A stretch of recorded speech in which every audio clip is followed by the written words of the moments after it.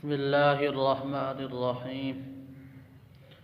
نبی علیہ السلام کی ولادت مبارکہ کے بارے میں کسی عاشق نے کیا ہی اچھی بات کہی۔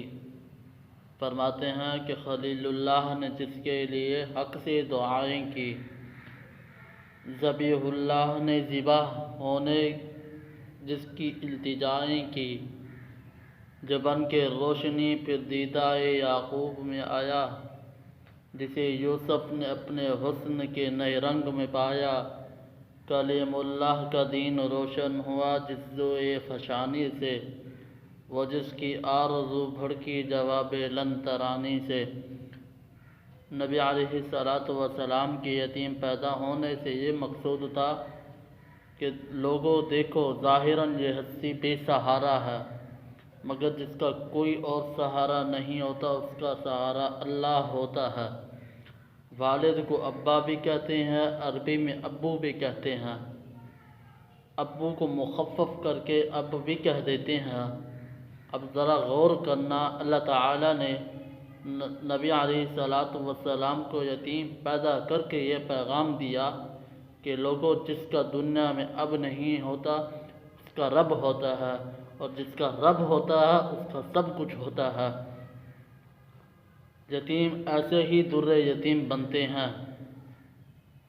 وہ جس کے نام سے داؤد نے نغمہ سرائی کی، وہ جس کے نام سے داؤد نے نغمہ سرائی کی، وہ جس کی یاد میں شاہ سلیمان نے گدائی کی، دل یحییٰ میں ارماں رہ گئے وہ جس کی زیارت کے، اب عیسیٰ پہ آئے وعظ جس کی شان رحمت کے، وہ دن آیا کہ پورے ہو گئے تورات کے وعدے، مبارک ہو کہ ختم المرسلین تشریف لے آئے، جناب رحمت للعالمین تشریف لے آئے۔ آپ صلی اللہ علیہ وسلم کی ولادت مبارکہ سے 3 ماہ پہلے آپ صلی اللہ علیہ وسلم کے والد محترم کی وفات ہو گئی، جس کی وجہ سے آپ صلی اللہ علیہ وسلم یتیم پیدا ہوئے۔ یتیم اسے کہتے ہیں کہ جس کے والد کی وفات اس کے بالغ ہونے سے پہلے ہو جائے۔ بلوغ کی عمر کے بعد کوئی یتیم نہیں رہتا، چاہے ولادت سے پہلے فوت ہو جائے یا چاہے بلوغت سے پہلے فوت ہو جائے۔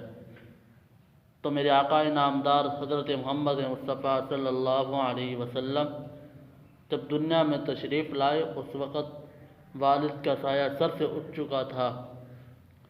ولادت کے بعد آپ صلی اللہ علیہ وسلم کے دادا آپ صلی اللہ علیہ وسلم کو بیت اللہ کی طرف لے گئے، مگر دادا کو معلوم نہیں تھا کہ یہ وہ عظیم ہستی ہے جس کی وجہ سے اللہ کی طرف سے رحمتیں اور برکتیں نازل ہوں گی۔